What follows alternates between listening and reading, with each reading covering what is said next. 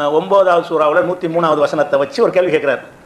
அதாவது மக்களிடமிருந்து சதக்காவை எடுங்கள்னு அந்த வசனம் சொல்லுது. கூதுமின் அம்பாலியும் சதக்கா அடிக்கடி நம்ம எடுத்து காட்டின அந்த வசனத்தை அவங்களுடைய சொத்துக்களில் வந்து ஜக்காத் இருக்குது என்பதற்கு ஆதாரமாக காட்டுறோம்ல. அதில் பயன்படுத்துகிற வார்த்தை என்னென்னா சதக்கான்னு வருது. அவங்களுடைய சொத்துக்களில் சதக்காவை எடுங்கள் என்று தான் நல்லா சொல்கிறான். ஜக்காத்தை அல்ல. ஒரு கேள்வி கேட்குறாரு, ஜக்காத்தை எடுங்கள்னு அந்த வசனத்தில் இல்லை, என்ன இருக்குது? சதக்காவை எடுங்கள்னு இருக்குது. அதனால சதக்கா வேறு ஜக்காத்து வேறுன்னு ஒரு விளக்கம் சொல்கிறார். அப்படி கிடையாது. உண்மையில் என்னன்னா ஜக்காத்து என்றாலும் சதக்கா என்றாலும் ஒன்று தான்.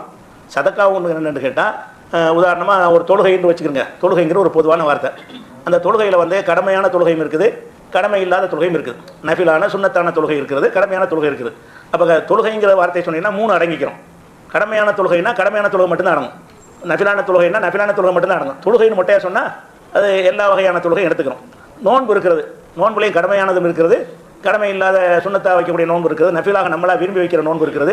வெறுமனே நோன்புன்னு சொன்னால் எல்லா வகையான நோன்பும் எடுத்துக்கிறோம். கடமையான நோன்பு ரமலான் நோம்புன்னு சொன்னீங்கன்னா ரமலான் நோம்பு மட்டும் எடுத்துக்கிறோம். அதே மாதிரி தான் ஹஜ் இருக்கிறது, கடமையான ஹஜ் இருக்குது, ஒரு தடவை செய்கிறது.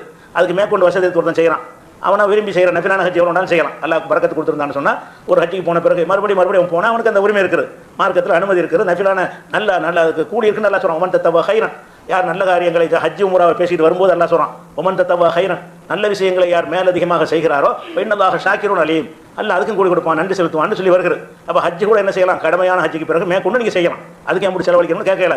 இதே மாதிரி தான் சதக்காங்கிறது வந்து கடமையான கடமை இல்லாத எல்லா விதமான தர்மத்துக்குள்ள ஒரு பொதுவான வார்த்தை. சதக்காங்கிற சொல்லு வந்து கடமையாக உள்ளதை கொடுத்தாலும் சதக்கா தான். கடமை இல்லாமல் நீங்களா ஒரு ஆளுக்கு தர்மம் செய்கிறீங்கல்ல, கடமைக்கு மேலே 2.5க்கு மேலே நீங்கள் செய்கிறீங்க, 2.5 அளவு தாண்டி போய் என்ன செய்கிறீங்க, பெரிய அளவுக்கு நீங்கள் ஒரு ஏழைக்கு தர்மம் செய்கிறீங்க, இதுக்கு பேர் சதக்காங்கிறோம். அப்போ சதக்கா என்பதில் வந்து கட்டாயமாக கொடுக்க வேண்டிய சதக்கான்னு ஒன்று இருக்கிறது, கட்டாயம் இல்லாமல் விரும்பி கொடுக்க வேண்டிய சதக்கான்னு ஒன்று இருக்கிறது. கட்டாயமாக கொடுக்கறதுக்கு பேர் தான் சக்காத். சதக்காங்கிற ஒரு பொதுவான வார்த்தை. சதக்கா என்று சொன்னால் கடமையானதும் கடமையாக அல்லாததுமான தர்மங்கள். சதக்காவுக்கு அர்த்தம் என்னென்றால் தான தர்மங்கள். இந்த தான தர்மங்களில் இதெல்லாம் அடங்கும். கண்டிப்பாக கொடுக்க வேண்டிய 2.5% இருக்குல்ல, அதுவும் அடங்கும். கண்டிப்பாக கொடுக்குறது எல்லாமே நீங்கள் விரும்பி கூட குறைய செய்கிறீங்கல்ல, 2.5 மட்டும் நம்ம செய்கிறோம். எத்தனை செல்வந்தர்கள் வந்து அதுக்கு மேலே நல்லா செலவு செய்கிறாங்க, 2.5க்கு மேலே பாதி அளவுக்குலாம் கொடுக்கக்கூடியவங்களாம் இருக்கிறாங்க.